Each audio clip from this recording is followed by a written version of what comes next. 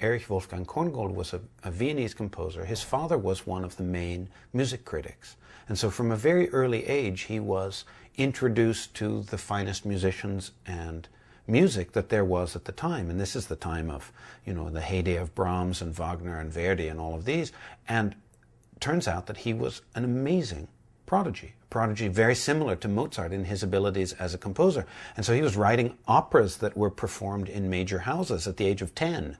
And this just incredible compositional facility was, in a sense, cut short, not so much by internal things, but by external circumstances, the arrival of the drums beating the Second World War. And so he came to Hollywood, where he ended up writing film music that was absolutely apt for great swashbuckling thrillers and so forth.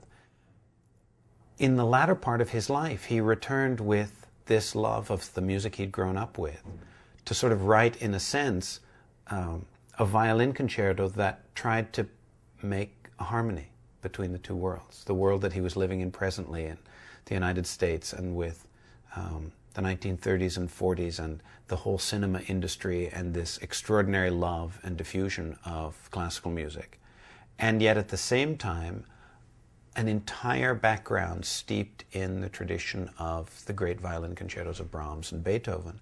I'm particularly looking forward to doing this with Glenn Dichterow, who, as the concertmaster of the New York Philharmonic, knows precisely this combination between playing the solo and being a member of the orchestra. I know this will be one of those things where his extraordinary sense of lyricism and his tremendous understanding of how that solo part is both dialoguing with the orchestra and then at other moments comes into full bloom itself will be something that will make it a very special occasion.